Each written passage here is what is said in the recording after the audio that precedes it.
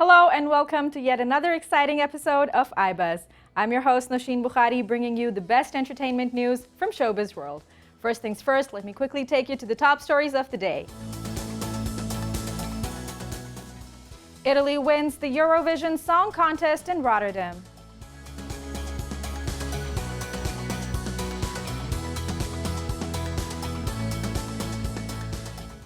Due to technical failure, Glastonbury Festival could not go as expected.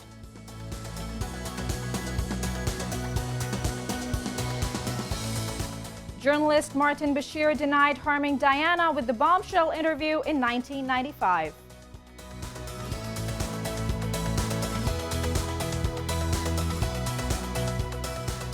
Ariana Grande pens heartfelt note for Manchester Arena attack victims.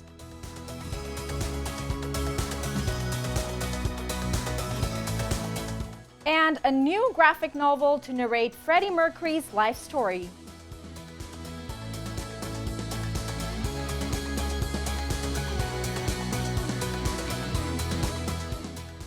And now it's time to move to the top story of the day. Glam rock band Måneskin from Italy has won the 65th Eurovision Song Contest in Rotterdam. The band won 524 points for the song. France finished second with a total of 499 points, and Switzerland coming third with 432 points. The Italian band was one of the favorites going into the grand final. To discuss this more, we have film journalist Joel Kalkopf from Australia. Joel, welcome to the show. Hi, thanks for having me. Right. So Joel, Italy for the third time wins Eurovision Song Contest. Do you think that it was a tough competition among the countries? Oh, it was a fantastic competition this year.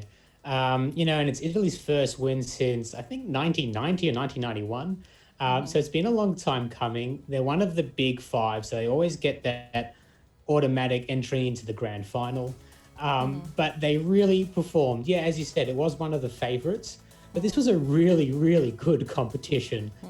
Obviously, they didn't have it last year in 2020. So it was really interesting to see if everyone was going to bring that enthusiasm, that energy, and what it would really mean for the competition. But it was such an energetic competition. It was so fun. And I think Italy, the kind of song that they performed, it really shows what Europe's thinking at the moment. This was not some European pop. This was rock. This was really rock and roll. And Finland as well, who came, I think, fifth or sixth. I think they came sixth in the end. Also, sort of this new metal sound. This is what Europe wanted at the moment. And it was really fantastic. I think there was only 25 points that separated first and second, which in the context of Eurovision is really tight. This was a fantastic competition, and it was just so much fun to watch, and it was great to be back. Right. Also, Joel, there were some allegations against Damiano David, the lead singer of Måneskin, that he was using some drugs during his performance, which of course he denied right there by offering himself to be considered for drug test. Yeah, he denied it straight away. Yeah, I've seen the footage. Does look a bit sus. Look, he's already come out straight away. He said, no, there was broken glass under the table. Give me a drug test. I'm absolutely fine. Look, I don't know where this one's going to go, if it's going to go anywhere. If he is to be found under the influence, I'm sure he's not the first, and I'm sure he won't be the last. It's not a great look. Eurovision doesn't love that sort of thing. Look, I really hope that this isn't true. And, I don't want it to take anything away from the performance. It was a fantastic performance, so energetic, so refreshing. So I really hope that he's right and that this was just a complete misunderstanding of the situation. Right, and do you think that if it is the other way around, it will affect their win? I don't know. It's interesting. Yeah, look, it might. I almost hope it doesn't, in a way. Italy have had such an awful time of it in the last 12, 15 months with coronavirus. They're a country that's been hurting. This song and this win has been so uniting for that country, a very proud country. They're just really going to be celebrating this. They deserve it. It was a fantastic song. They entered the competition really well as favorites. So yeah, look, I hope nothing really has to come from this. I hope we don't have to answer that difficult question because Italy, they deserve this. They've had a rough year, and we'd love to see some smiles back on their faces. Right, right. And Joel, also Måneskin's rock song is not like the traditional pop that Eurovision is known for, yet Måneskin band believes that they are the ones who brought musical quality to the event rather than, mere entertainment. The word cheesy was used by them. I mean, they said that it just wasn't any other cheesy performance. It was a pure piece of quality, musical quality. What is your take on that? Oh, look, I'm a little bit offended, to be honest, because I find all these songs musical quality. I've been following Eurovision for many years, and it's all just wonderful. I see what he's saying. It's not cheap pop. It's not that Euro trash pop. He likes to think it's, real rock and roll. This is real live music. Yeah, okay, I understand. He's a young guy. I think that's doing a disservice to a lot of the fantastic performers that are there, and some really brilliant voices that were able to shine through. I think they were very fortunate that they entered with this type of genre this year. I think Europe were looking for something like that. It had that energy. The people loved it. And they did very well with it. The performance was so high level. It was really fantastic to watch. Let's not get carried away. They're all music. It's all music. It's all fun. It's all wonderful. I hope he's not really throwing shade at all the other performers. Maybe he should just calm down a little bit. It's all music. And we're all here to have a good time. And, Eurovision really prides itself on its openness, its love, its peace. It's about unity. So Joel, COVID forced Iceland out of the contest just a few days before the finals. There was a major setback that we experienced. Even the band member Johan Johansson did not see that coming. So do you think it would have been tough for Italy, France, and Switzerland otherwise to win their positions? No, look, I think Iceland did very well. They came fourth overall. I think they rode that media narrative, to be honest. Everyone felt a little bit bad for them. But they had a fantastic, quirky song. Their performance, all the dance moves was really perfect for everyone, the younger generation especially, could copy those dance moves on the social media and get a good kick out of it. Yeah, I actually think they probably even did better than they would have otherwise. I think people felt very compassionate for them. It's a real shame they weren't able to be there. It was really good of them to say, no, if all our band members can't be there, none of us will be there. So they just all zoomed in from the hotel room where they were in quarantine. But yeah, look, they were a media favorite, I think, because of all these things and being in quarantine. And they were certainly a fan favorite. I think it actually put them in good stead. I don't think it ever would have won. If anything, I think it actually probably did a little bit better than it would have otherwise. But it was a great song, a lot of fun, and yeah, it was good. Right, Joel, let's talk about your home country. I mean, Australia experiencing an early exit for the very first time ever since the country began competing in Eurovision from 2015. What is your take on that? Yeah, I know, you're going to make me cry. And look, it was really upsetting. To be honest, we had to obviously perform remotely, and I think that probably hurt our chances. I think it was a great song that Montaigne put together. It was a fantastic performance. She understood what Eurovision was when she crafted that song. It was high energy, it was fun, it was loving. I think it was a real shame it didn't get through. I think it probably deserved to. In fact, almost definitely deserved to. I think had they been able to perform it live, perhaps it would have done a lot better. I know a lot of the other artists came out after that semi-final and spoke very lovingly of Montaigne and the song and wished to see it in the final, but it's not to be, and that's okay. Part of the wonderful thing with this competition is just being involved is so wonderful. And we in Australia just absolutely love this competition. It gets huge viewership every year. And we'll be back next year, stronger, better. We're not taking it too personally to heart. It's a shame, but we'll move on. Right. And Joel, the YouTuber Nikki Tutorials edition as a host, do you think that through an entertainment viewpoint, this was a good choice?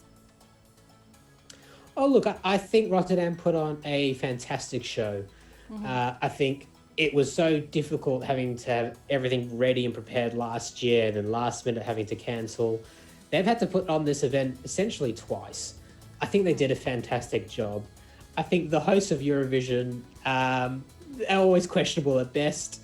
They try and speak in their broken English and it just appeases the crowd.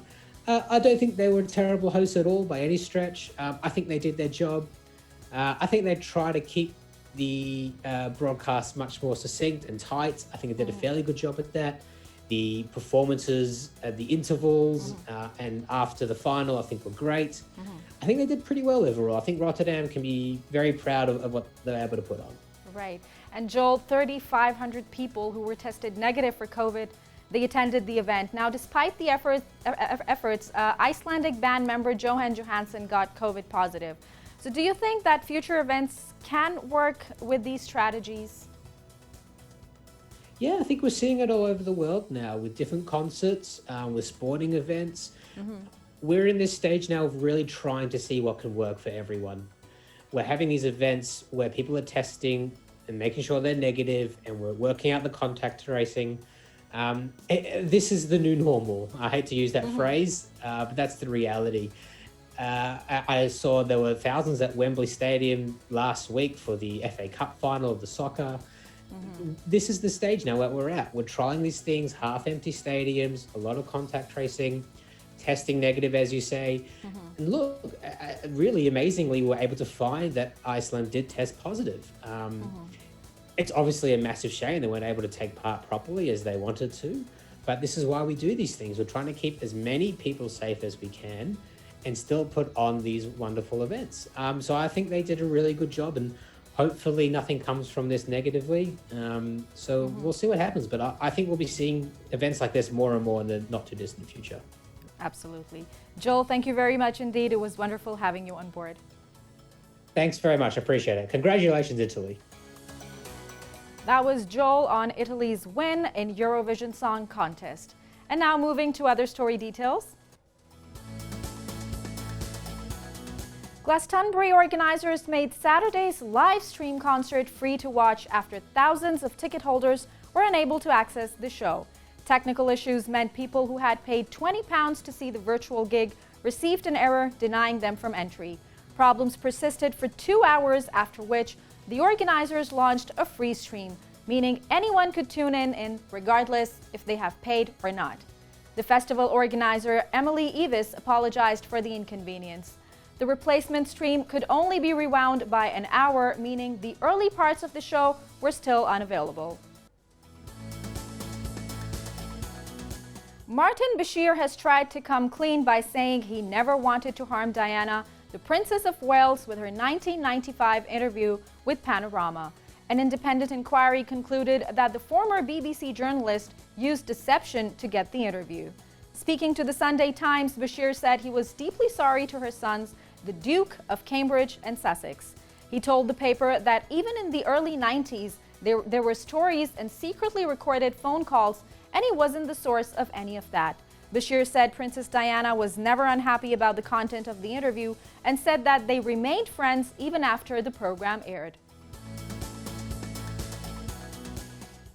American singer Ariana Grande paid tribute to the victims of the 2017 Manchester Arena attack that left 22 people dead as she observes the 4th anniversary of the sad incident. The 27-year-old singer paid tribute to the victims on her Instagram story. On May 22, 2017, Ariana Grande had a musical concert at Manchester Arena. As the people were leaving after the event came to a close, a suicide bomber detonated an explosive device in the lobby of the arena. The blast left more than 800 people wounded. Ariana also posted a video to her Instagram feed with the same heartfelt note for the victims. A new graphic novel will tell the life story of late Queen frontman Freddie Mercury in his own words, from his childhood in Zanzibar to becoming one of the most famous rock stars in the world. Z2 Comics has joined forces with Universal Music Group and Mercury Songs Limited for Freddie Mercury, Lover of Life, Singer of Songs. It describes as the first ever graphic novel paying tribute to one of the greatest figures the music world has ever known. The book, that is releasing in November, will look back on Mercury's life and offstage. And that is it from Newsroom. We will be right back after a quick short break. Stay tuned and don't go anywhere.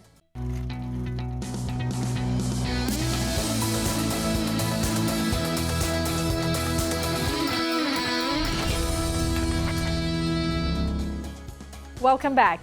In this segment, we will be reviewing a 2009 full of action and surprises movie, Avatar. Now, who didn't like the Avatar? It was released in 2009, directed, written, and produced by James Cameron. To discuss this further, we have film critic Matt Capon with us. Matt, how are you? I'm really good, thanks. How are you? I'm good, thank you. So, Avatar, the name says it all. It does, and I've got to be honest with how you open the segment. I'm one of the rare people that can say they didn't really enjoy this film. You did not? No, I didn't. Okay, that was a surprise. I felt that Avatar, there was such immense build-up to this film that it really was never going to live up to the hype. And it's quite a surprise when you think that it's 12 years old now as a film. Makes me feel so old about myself now. I mean, yeah, likewise. And while it was enjoyable in the cinema, and it was, I watched it several times because it was also shown in 3D. I don't think it's really aged very well. It was action-packed. Sam Worthington was great in it. But does it really stand up 12 years later? I'd say probably not. So the development of Avatar, it began in 1994, and James Cameron, he waited for almost a decade to have the necessary equipments and technology to make his dream come true. And a lot of people, welcomed this concept. It was like a very wow kind of a jaw-dropping concept for them. So what exactly do you think was not interesting for you in the movie, and you didn't find that out of the box? The story. I thought the technology that was developed to bring this film to life was incredible. To see the textures, the environments, the atmosphere of the planet, the creatures was mind-bogglingly incredible. We'd never seen anything like this before on screen. But the story itself, to be honest, was a little bit dull. There was no real characters that really jumped out, and you want to know more about their story when the film comes to an end. In many ways, the characters for me felt like a bit of an afterthought. Right. And there was a lot of backlash for the movie and the concept of the movie because it is said that Avatar was basically a shadow thrown on the political system. And that was the reason it lost Oscar to The Hurt Lock. So what is your take on that? There was definitely a lot of social and political commentary behind the film. And I have no issue with that in cinema. It's very good that filmmakers can provide commentary to what's going on in the world around them. But at the expense of story and at the expense of character development, where you can invest in the character's journey through the film and the redemption of Sam Worthington's character, it felt a little bit disjointed. And while I do think they were quite harshly treated at the Oscars, I think the film was really, in many respects, a little bit of a mess. Right. And also the makeup, the set, the whole aura of the movie.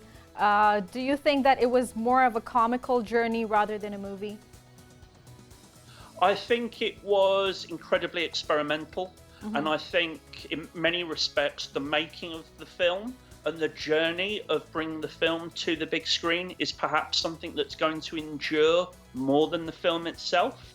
You'll see online that there are screen tests and behind-the-scenes shots of Zoe Saldana working with the motion capture suit, and to see how her very incredible, emotive and physical gesturing in the film translated on screen, you get an idea about how fearsome that technology was. Right. And now it is rumored that part 2 of Avatar will be an animated version rather than real actors. So how are you seeing this coming, and do you think that it will be a better version than Avatar 1? It reminds me a great deal of the expansion that they tried many, many years ago around the Matrix franchise when they launched the Animatrix.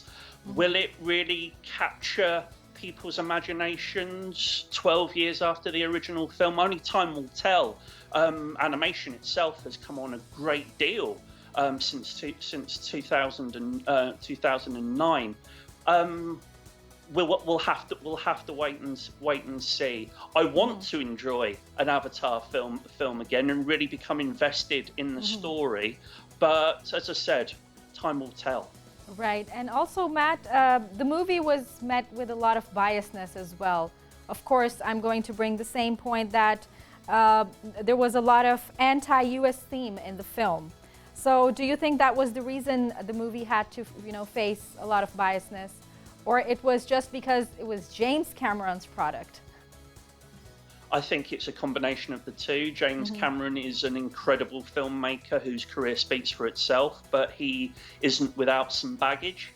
But also the wider social and political journey of America at the time. You're never going to see your film being widely regarded if you're making very clear jabs at what's going on in the United States. And I think James Cameron's vision was quite irresistible in that regard, and it rubbed a lot of people up the wrong way. But don't you think that it opened doors for movies, because there were several other movies who, began to release on the same concept, questioning their own systems, the failure of the systems, the political system and all, but they did not receive the same amount of backlash. Why exclusively Avatar? James Cameron. It's James Cameron. There is a director who has a reputation for being very forthright, for being driven by his creative passions, and knowing what he wants to achieve. Other filmmakers don't really have that reputation within the film industry of being so dead set on their opinions. So when James Cameron comes and speaks out through his work, people will want to question and query why he's made these creative decisions. Right. Matt, the movie made $1 billion of business in the first week of release, but still, like you said, that a lot of critics, they did not like the movie. So what loopholes do you see in the story that could be fixed, and then they can be fixed in the next step story? Of course, James Cameron has already announced that the next part is going to be completely different. The storyline is going to be completely different. The characters will be different. But what loopholes do you see in the storyline for the movie not being that much loved by the critics? I think it was a little bit too transparently obvious as an attack on what was going on with regards to climate change, with regards to very aggressive industrial expansion. Now, again, these are entirely valid points to discuss through film, but it didn't really hold much body on screen. It didn't really tell us much more other than invading native countries is wrong. It is. Mining for minerals at the expense of natural wildlife is wrong. It is. But it didn't make me empathise. It just felt a little, as I said earlier, it felt a little bit like an afterthought, really. And it disappoints me to say that. I really did want to enjoy this film much more. But you think that the attacks were very obvious? They really were. If I was being quite direct with you, I'd say really the story was secondary, and it was just a showcase for the new technology that filmmakers could use. Right. So previously, Matt, I had been asking you why would you recommend our viewers to watch a certain movie. So this time I'm going to ask you the 3 reasons why you would not recommend the viewers to watch this. It's incredibly long. It is a very long. It is a very long film. It's a spectacle, but you'll find yourself drifting away when you start watching this film. The portrayals of the characters, Sam Worthington is quite dull. To be honest with you, he doesn't really offer any spark, and you go, that's an incredible character trait. And to that extent, I think Sigourney Weaver rings it in with her portrayal in the film. And also the soundtrack. The soundtrack for the film is entirely uninspiring. It reminded me a lot of the early 80s animated film Fern Gully. It just didn't really grab me at all. And again, I say that with a heavy heart. I really wanted to enjoy this film. I really did. But sadly, I can't say that it has any real pull for me. Right. Matt, that was one very brutally honest review. Thank you very much indeed. No problem. Thanks a lot. That was Matt Capon with his brutally honest review on 2009 movie Avatar. And that is it from today's episode. We will be back with some more interesting content next time. Don't forget to share your feedback on the social media link mentioned down below. Until next time, take care and goodbye.